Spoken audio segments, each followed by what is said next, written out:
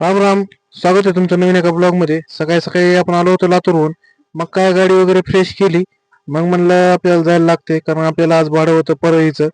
परळीला जायचं होतं. आपल्या सुनभाऊचा जरा कार्यक्रम होता, शाल अंगठीचा म्हणजे एंगेजमेंटचा. मग त्यांना त्यांची फॅमिली वगैरे घेऊन आपल्याला तिथून जायचं होतं. मग काय गाडी वगैरे लावली चौकात. थोडा वेळ होता. मग काय मोहीन म्हणलं चल शशी भाऊकडे जाऊन येऊ. सोबत बाबाबाई पण बसले होते. मग म्हणलं चला जाऊन येऊ भाऊ, काय अडचण नाही. भाऊ पैसे गेलो, थोडा वेळ गप्पा वगैरे केल्या.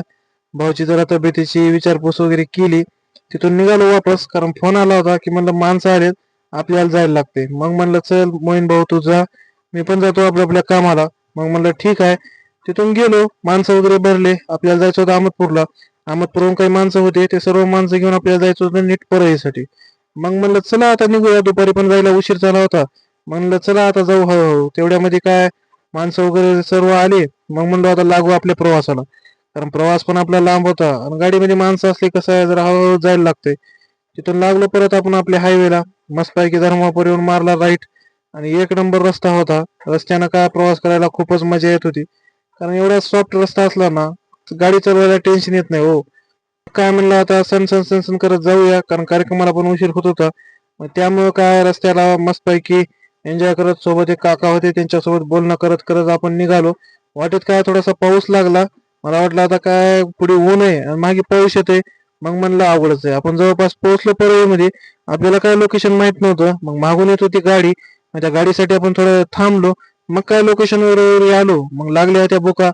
मग म्हणलं इस्माईलला म्हणलं चल आपण काय जेवण करून येऊ, कारण आपल्याला काय दुसरं नॉनव्हेज खायचं नव्हतं, कारण सोमवार होता आज. मग म्हणलं ठीक आहे, व्हेज थाळी सांगितली. भाऊनं काय राईस घेतला. म्हणलं चला आता ह्याच्यावर बुक्का पडू, आपल्याला जाऊन झोपायचं होतं. आणि रात्रभर काय आपण गाडी चालवून आलो होतो. मग जातच होतो तर तेवढ्यात परळीमध्ये कसं आहे का गाडीला ठोकलं.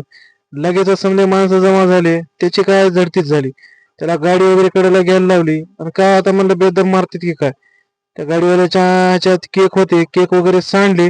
मग म्हणलं हे परळीचे लोक लय डेंजर आहेत बाबा, कारण आपण कळलं ना आणि हळूहळू जाऊ. मग काय गाडी हळूहळू चालवत होतो. तेवढ्यात एक आपल्यासोबत एक भाऊ होता पुण्याचा, त्याला पण जेवायचं नव्हतं, तो पण व्हेज खायचा होता. त्याला पण परत गाडीवर घेऊन आलो. म्हणलं चल आपण आत्ताच आलोय. थोडा वेळ झोप वगैरे घेतली तर बघतो तर काय अंधारच पडलाय, कारण आपल्याला उशीर झाला होता. 6:30 वाजता आपण तिथून निघालो. मग म्हणलं आता लवकरात लवकर गाव गाठायला लागते, कारण डोळ्यात झोप पण होती. मग म्हणलं चला.